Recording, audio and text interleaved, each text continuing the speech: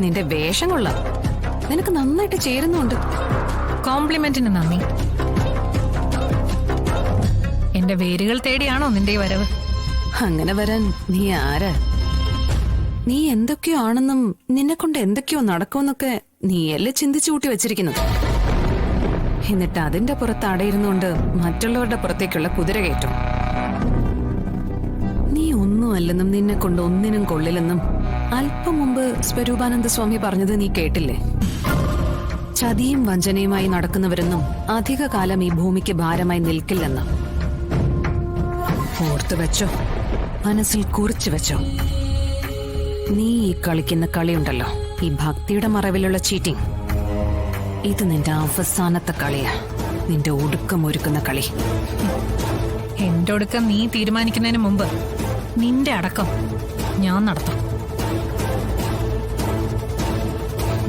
അതിനുവേണ്ടി തന്നെയാ ഞാൻ ഈ വേഷം എടുത്ത് അണിഞ്ഞിരിക്കുന്നത്. ശത്രുരാജ്യത്തെ ആക്രമിക്കാൻ ശത്രുരാജ്യത്തിന്റെ വായ്ഭാഗത്തേക്ക് ചെന്ന് കയറി കൊടുക്കേണ്ട കാര്യമില്ലല്ലോ. ആയുധങ്ങൾ തൊടുത്ത് കൃത്യമായി കൊള്ളിക്കാനുള്ള കഴിവുണ്ടായ മാത്രം മതി. ആ കഴിവ് എനിക്കുണ്ട്. അത് വെച്ച് നിന്റെ കളക്ടർ കസേര വരെ ഞാൻ ഇളക്കും.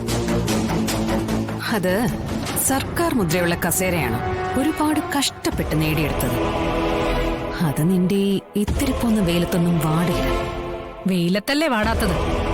ഇനി വരാൻ പോകുന്നത് സുനാമിയാണ്. അതില് നീയും നിന്റെ കുടുംബവും ഒലിച്ചു പോവും ശാലിനി.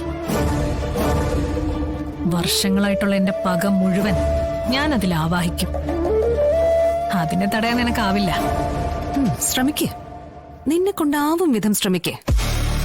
സ്വച്ഛന്ത മരണം പോകുന്നതിന് മുമ്പ് ഏതൊരു യോദ്ധാവും മനസ്സിൽ ഇങ്ങനെയൊക്കെ ആഗ്രഹിക്കും. പക്ഷേ ഒന്നും നടക്കില്ലെന്ന് കാലം തെളിയിക്കും. വിധി എഴുതി വെച്ചത് മാറ്റാൻ പറ്റില്ലല്ലോ. നിന്നെ ഒതുക്കാൻ നീ തന്നെ വഴിമരുന്നിട്ട അവസ്ഥയാ ഞാനിപ്പോ ഇവിടെ കാണുന്നത്. എന്തായാലും നീ ഇങ്ങോട്ട് വന്ന സ്ഥിതിക്ക് ഞാൻ അത് പിടിച്ചങ്ങ് കയറിക്കോളാം.